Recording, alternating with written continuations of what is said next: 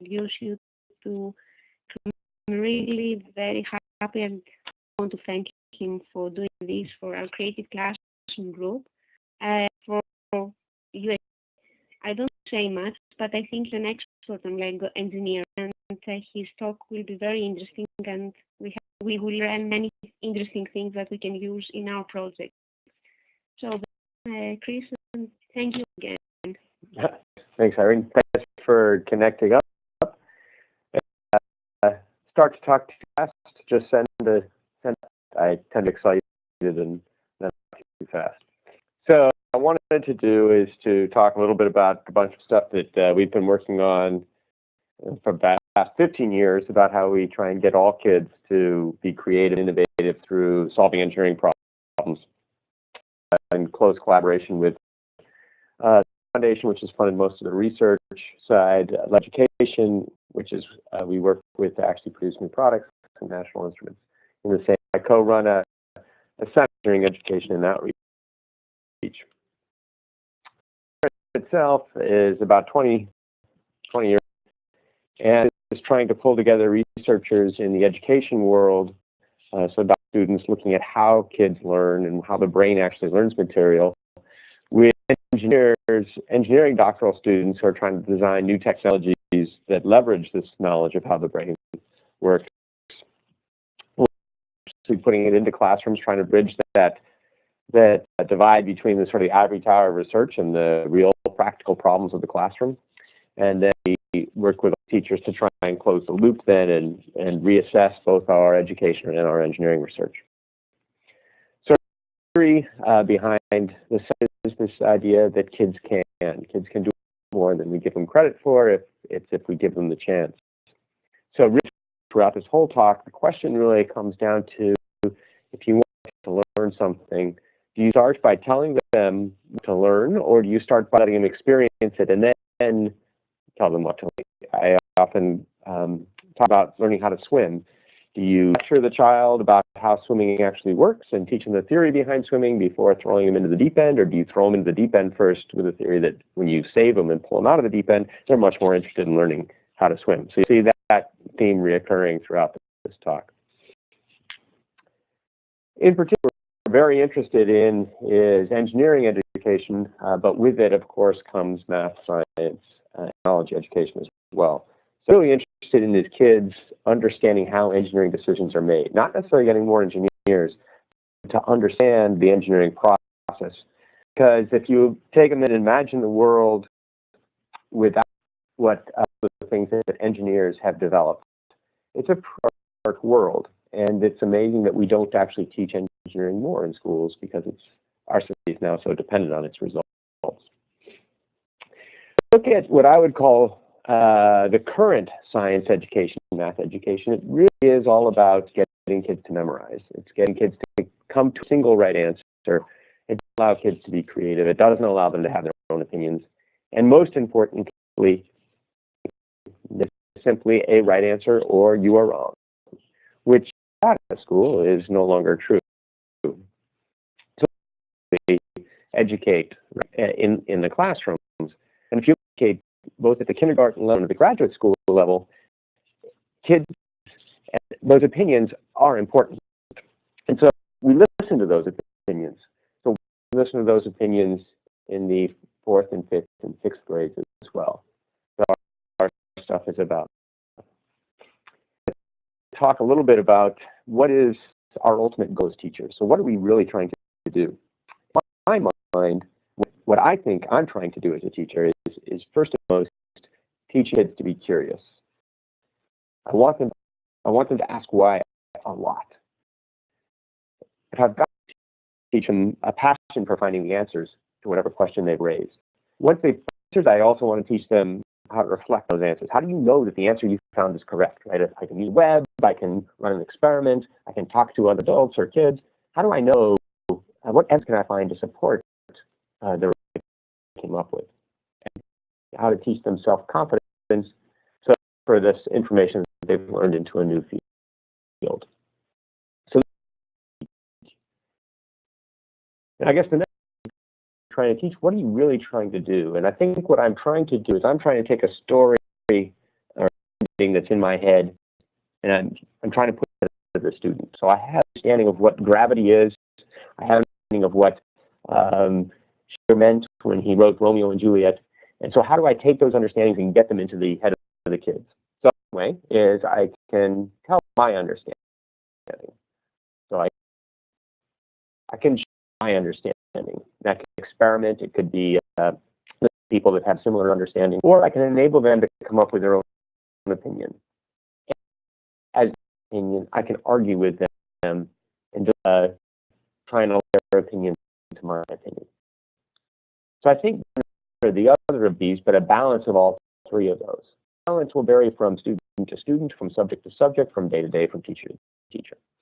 Think about, I don't know if you have children, but if you think about children, the most impressive thing, at least in my children, is watching them learn how to talk and watching them how to walk. Both of these activities, without the teacher do it. A lot of showing and role modeling, but we do a huge amount of enabling. We where the kids can try to walk and fall themselves. So this idea of repeated failure and learning through failure is very important across all the stuff that we do at the center. Of course, the table saw, I'm them experiment with cutting fingers off. I'm going to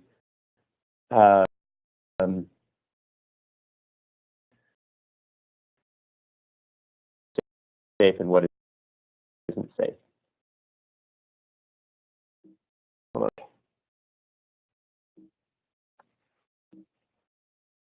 There we go. So to bring this into classrooms, there are sort of three key attributes that we find important. One is this belief that every child is a budding engineer. That is, they're excited to make things, they're really excited to fail and to iterate and to try again. If it turns out to be something that they actually have constructed. This equation. So while the world is playing around with MOOCs and learning online and stuff where the teachers disappear, those ideas about the individual learning style of the child, the background of the child, the fact that the child had a bad day last day and stuff like that. So it's this time response to the child thinking that the teacher can really provide. But we'll are teachers that are not only telling, but are also very good at listening, just like good parenting. The classroom itself, the shape of the classroom and what's in the classroom can make a huge difference in the learning.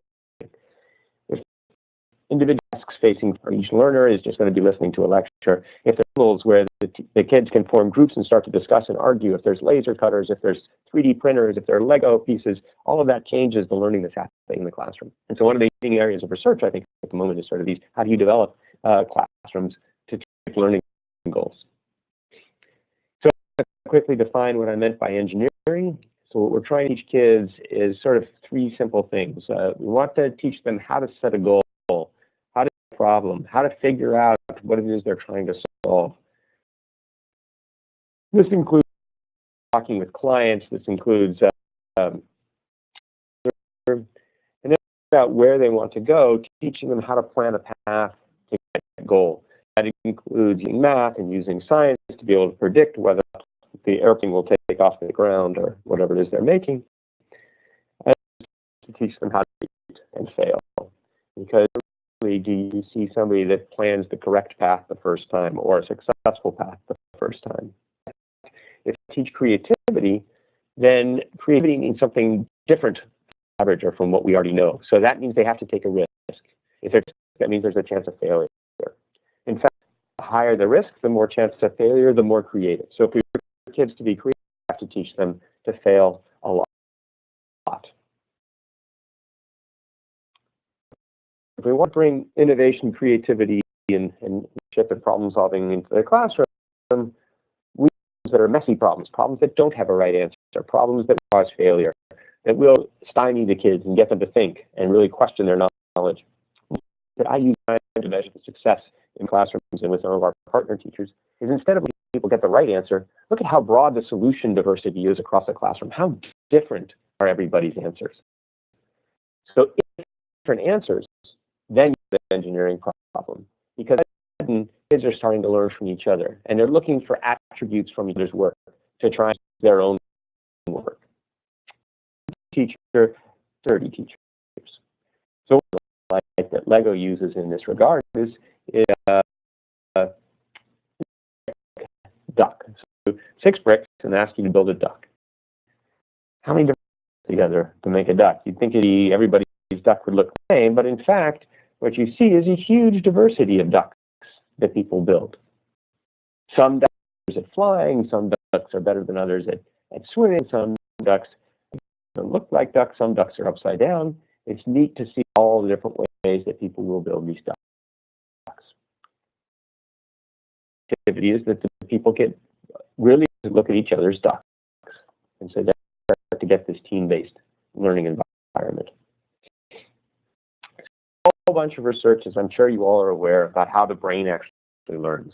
And a few sweeping generalizations that I like to pull from the research. The first one is really this get away from this idea that there is one right way to teach anything. It always is a society where we expect people to have different likes and dislikes. They like different foods, they like different colors. Why everybody to learn the same way? How can we really believe that when somebody comes out with a box that teaches science and says this will teach everybody science, that it will work? Learning styles and the different approaches that the kids will take. There's a fair amount of knowledge now in how the brain does learn. And I think as a society, if we're going to move forward and be more in our teaching, which we need to do because there's more and more information that we have to give them, we have to start teaching really based on the science of learning, how the brain learns, and leverage that knowledge to teach more efficiently instead of a hunch or teaching that you were taught. There are a number of different ways we can teach. As I've said, we can teach by talking. That's like I'm doing now. There are people with excellent lectures. They can really think. Again, our ideas that we're pushing towards you. And well, we can have the chance to investigate on their own. So maybe giving them tools to see the unseen.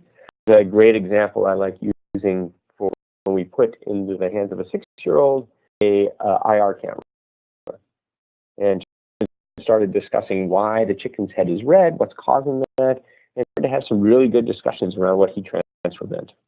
She looked up, watched how the cup heated up as the heat transferred through the ceramic of the cup. And the one, my favorite, was she looked at somebody had previously had their hand on the window. Clear, when the IR camera looks at the window, it sees the heat shadow left by where the hand was on the window. And so you can look at the couch and see how many people used to be sitting on the couch. You can look at a parking lot, see how many cars used to be on the parking lot. It's cool, and all of a sudden it opens up the kid's eyes to a new set of questions from transfer and temperature. This is the expeditionary learning schools here in the U.S. There are about 150 schools across the U.S. that we've been working with to kids to addition of learning to investigating. One of the of this is one of the people at the center decided one day she wanted to see what her plant did overnight. So she set up a camera that take a picture every minute. You can see the background. She played, and we all huddled around the video, and were amazed at how much the plant moved. The average speed of a plant leaf, which is a very useful piece of knowledge. But we were asking good questions. We were trying to figure out what's going on. Is this because the lights were? Is it because it's this kind of plant? It has something to do with a strain or night. So we decided to run more experiments. She ran experiments with different plants, with different lighting setups, and also really questioning her knowledge of plants in a quick way. To take high-speed cameras and analyze them. So this is a case where we had a high school student, looking at the basketball.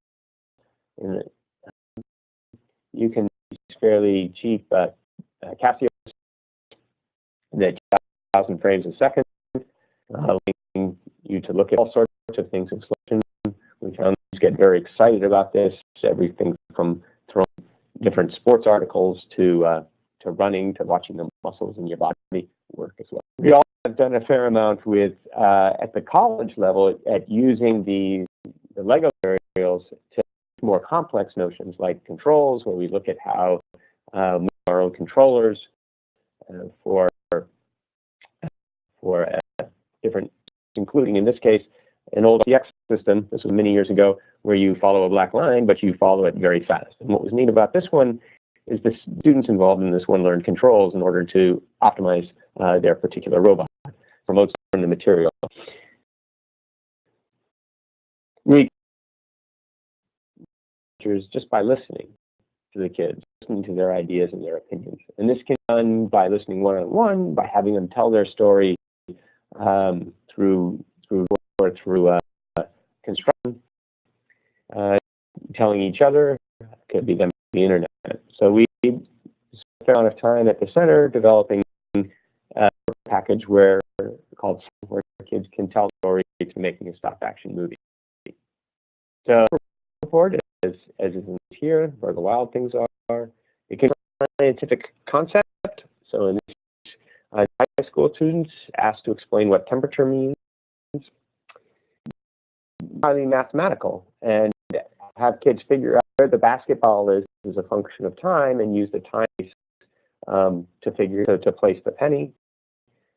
It can be so this is a whole built story of the digestive system of a cow. Just asking the kid to explain a process, and immediately the kids will argue with each other and get a better understanding of the process themselves. A number of packages for stop-action movie out on the market in the implement seem to work quite well. Another, we tried to give kids, again, this open-ended problem, possible solutions for it. The problem here is, can you move forward without using wheels?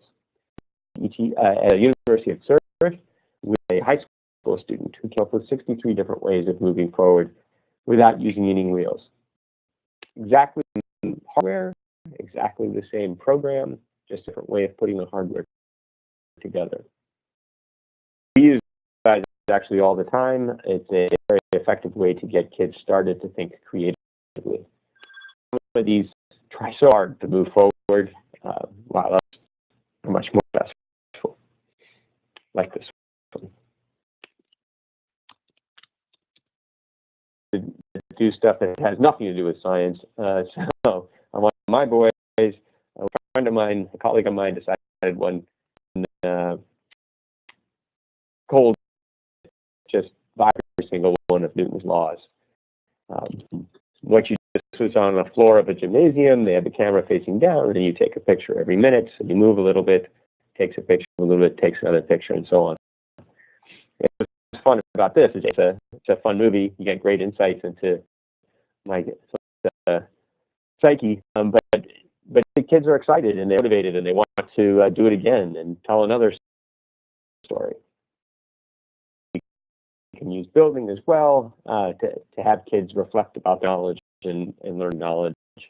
So we can start at the very young ages, asking kids to build a chair for Mr. Bear. This is straight out of Goldie and the Three Bears. It teaches kids how to make stable structures. It teaches kids about sizes, about symmetry. If we then put stuffed animals, see if they actually hold up the weight of the bear. They work in teams, so they start really from each other, leveraging each other's knowledge. And bringing the robots in, we can get kids to what's called dead reckoning. Can you drive from a certain point, in this case on a map of the United States, to another point? We do with 6-year-olds. And what I find is when they program, in this case, they turn the motor on, wait for 1 second, and then turn the motor off. They find 1 second doesn't go far enough.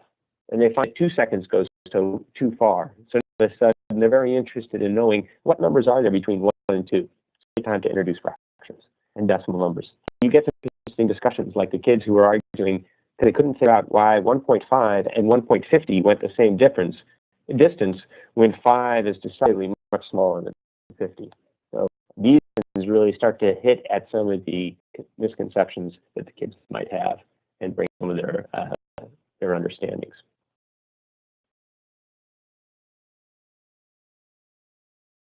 School in north of Zurich, the kids decided they wanted to build a hamburger completely out of Lego. So I talked to a teacher and just had some computers came in during lunch school to build this thing.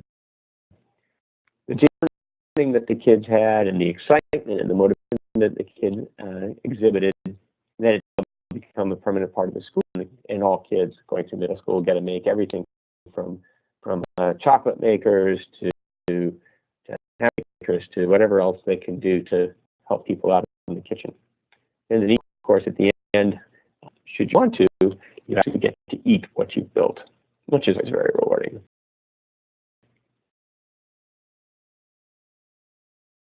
Another is great for kids to build robotic animals. And what happens is you quickly start to come up with contraptions that move not using wheels, but different ways of moving forward. It's a great way to introduce basic fabrication skills. It was built by a math teacher down in Australia. He decided he really needed to make a sloth that walked across a wire.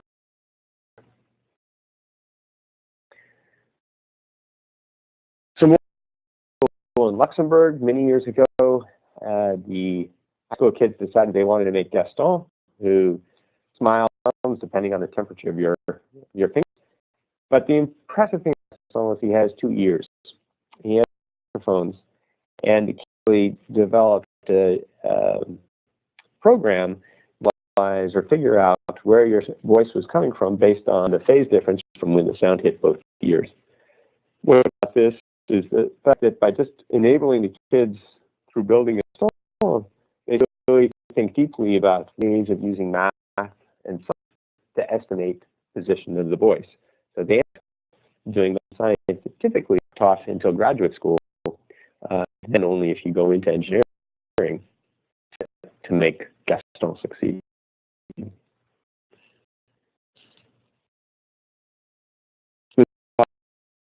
That is for you. There's a colleague of mine who offers a class to tough students, freshman students, so 18-year-olds, to tell complete stories through Muppets and puppets and cars. Favorite one is musical with the NXT. We have developed an interface where you can connect the XD or the EV3 up to GarageBand.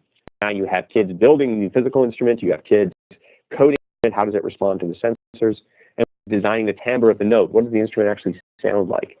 So there's different attributes then to this final product, each kid with their own specialty. He didn't like doing the Etch-a-Sketch in the old-fashioned way, so he ended up withdrawing the Etch-a-Sketch for him. Particular example is they wrote a code that would take any picture you gave him, reduce it to a size, and turn them accordingly to draw those lines out on the edge. As well as learned image processing, learned the controls,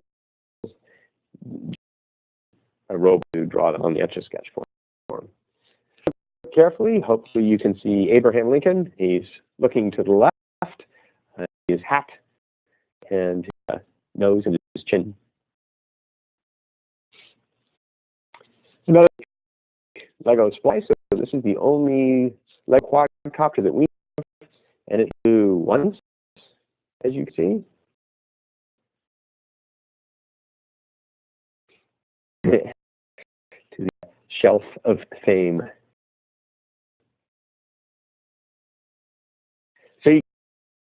You can go. As a teacher, I feel my responsibility is to make sure that my students are learning materials and the concepts, the skill sets that in standards in whether it's at the university level or in second grade. Many different ways I can get them to think about those standards and get kids thinking differently about the standards, and I can get them arguing, and I can get them really thinking. And so different examples of stuff that we find effective. I invite you guys to take part in. Lego.com is now a 15-year-old website that shares a ton of activities from all over the world. It's a to go if you just want some ideas. The other one, Dr. E's Challenges, is a place to go if you actually want to become a participant. Dr. E, a colleague of mine, he has these websites where he puts out a new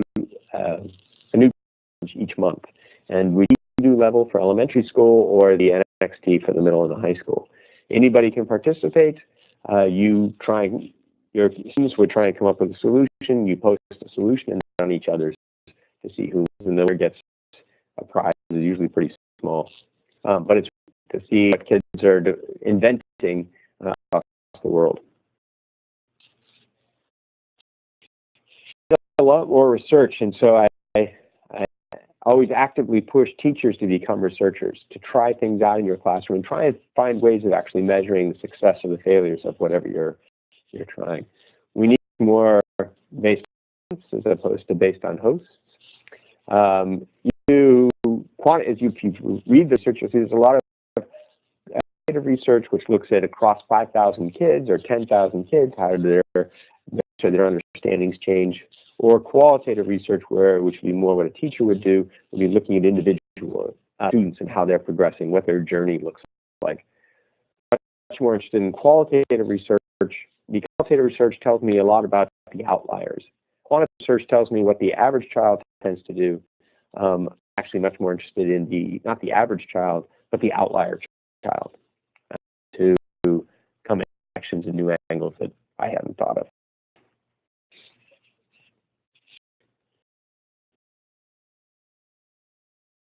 Run at the center with you all, and then a fun movie from my class at the university level. 5 years ago, started the Novel Learning Project. Learning Project is this idea of, let's take a book that you're reading in class, whatever book it happens to be, and let the class find 5 or 10 or 20 different engineering problems in the book, and then isolate a couple of those and try and solve them as a class. What's neat is that books are actually very rich places to find complex problems. And you'll find kids starting to argue about the character, whether or not they could afford it, whether or not they could do it. See what the kids come up with. One of the things that the kids spend a lot of time on is how do you actually frame the problem that you're trying to solve. And this is an example of 2 boys that were trying to build a periscope for the book, Mixed Up Files with Mrs. Basil E. Frankweiler, which is the cover here. You see that the kids are starting to argue about whether or not they'll get the materials. So not only are we getting engineering in, but we're getting to think more critically about the book.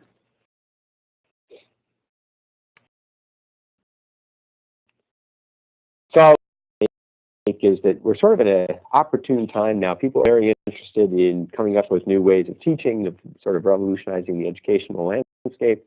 It's a great place for teachers to be able to start taking risks, start being on their own, trying things out in their classroom, measuring successes and failures within it, letting their kids fail and fail at. From a diversity of solutions across the classroom, not a single answer, and trying to push a classroom to have distributed expertise.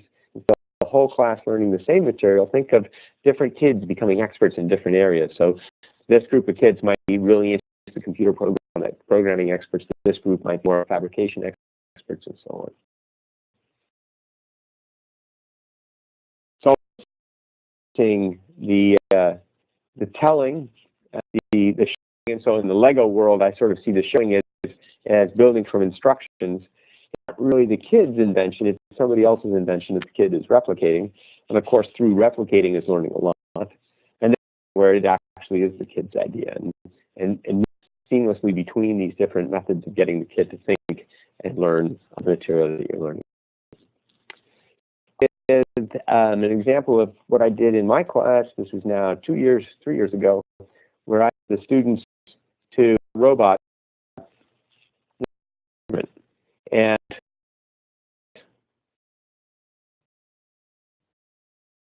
they decided, oh, that's important.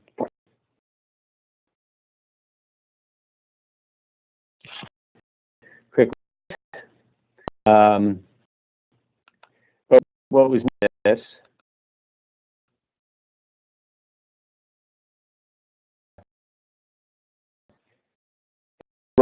robot. This one played the trombone, this one played, yet the material kids learned across the class was very similar. They learned how to sensors and actuators and artificial intelligence to make something happen. The motivation, of course, was huge. The kids spent a phenomenal amount of time on this. And had a great recorder. We had a violin player. So neat is in this particular class, halfway through the class, I let the kids actually control what we taught in the class as well. Once they had defined a problem, they started to figure out what they really wanted to learn, which includes stuff that I had to teach them, image processing, artificial intelligence, and so on, but they were for it, which means it's a completely different approach on their part. And of course, we had a final show in our main concert hall.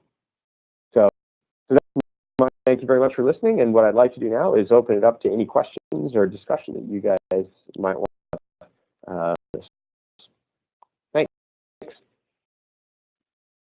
It's interesting, and I don't know how easy it is for students. I mean, great robots, and there are some questions already. So Calderon asked, where can we get more information on how to construct the robot? The best way is to let the kids figure out how to construct the robot. So if you provide the problem, sort of like this one here, we'll ask the kids to move wheels. There are no instructions. The kids just invent themselves and then each other. Do want instructions, so a number of teachers like starting with instructions before going to the open-ended problems, and everything is a great place to go for that. He is asking, is it only for maths and science topics, subjects?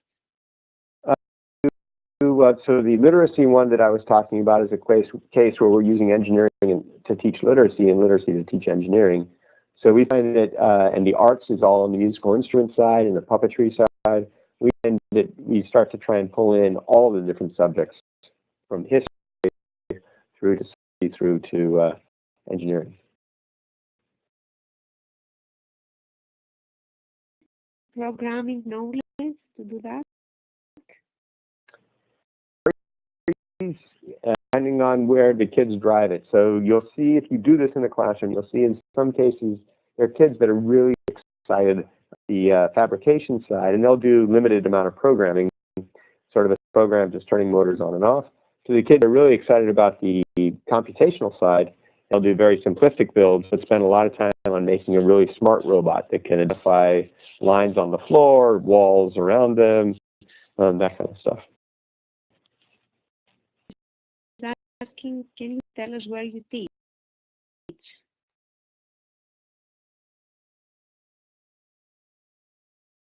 Yeah, I should come visit. And Anna seems arrived a bit late. Could we have, yes, the presentation, the recording, yes, it is recorded, and you can have it. I don't know any more questions.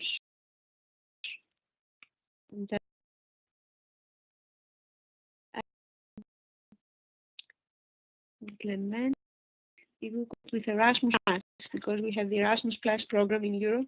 So some people are saying if they can visit you through the program.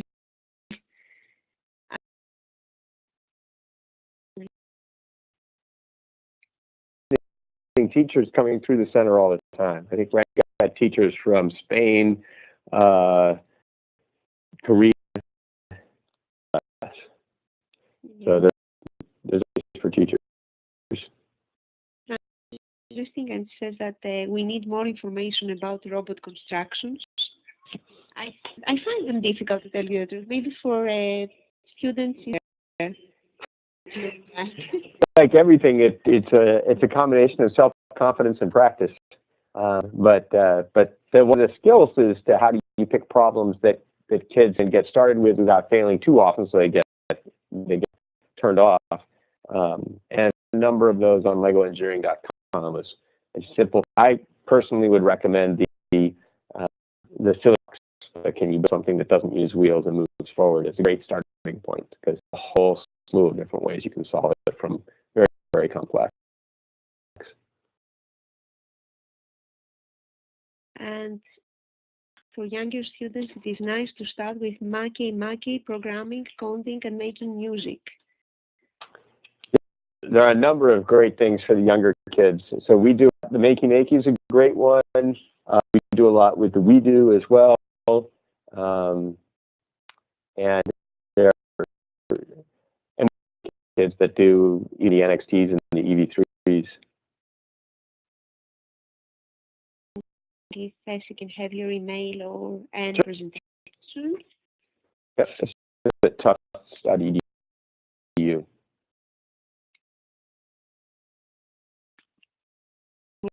More questions? Is the company just got bought out, and I think you can get, if you go, Hue is the company now, HUE, download a free demo. At least you used to be able to. We're currently trying to convince Google that they should build a free one. So if we succeed, then it will be free. great.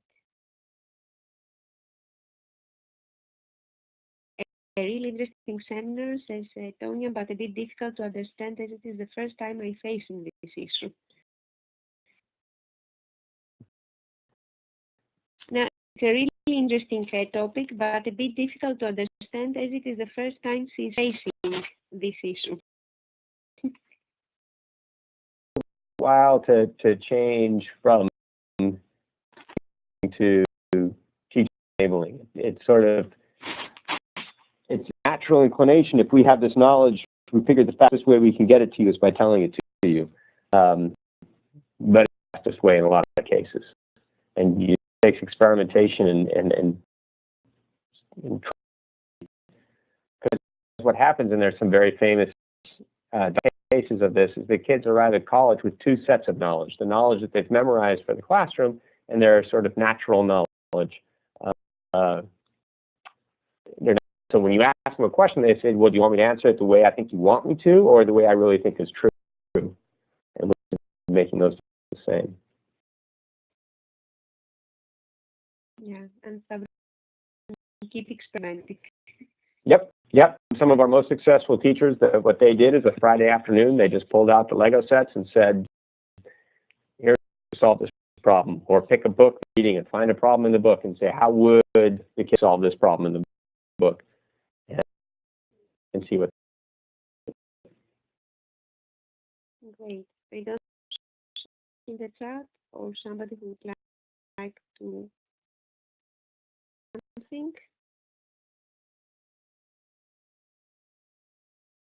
Any more questions? You guys all have my email. Please use it. Please come. And if you have cool things you want to share from your class, I always love seeing what kids can build. I'd love.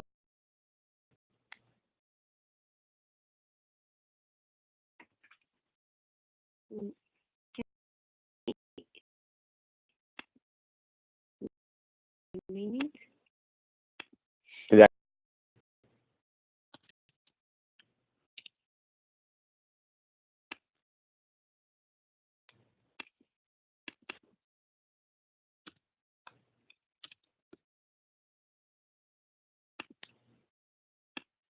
So, moment.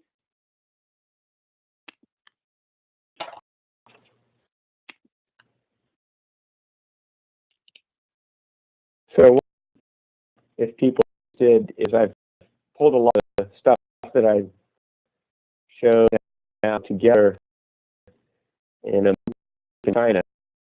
Let me paste this. There we go. So this nicer version of some of the stuff I said.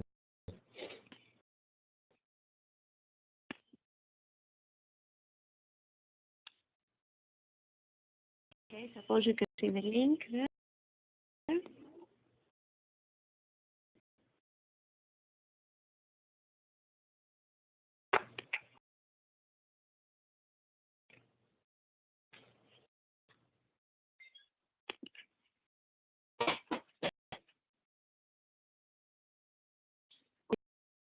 With eTwinning homepage, it is recorded and can be found in the group. If okay, we can even put it in our YouTube channel. it in our group, the members there. So you can see the link. Right. Do you have anything else to add? Otherwise, we can finish. So we have. I think it was really interesting to see how we can implement it. And I know that in Greece, for example, there is a competition about robotics lately. Mm-hmm. And students who are interested. And I think that they won the prize, students of 12, 13 years old in Europe, and they had the robotics. So it's really interesting, and there were ideas. Thank you very much.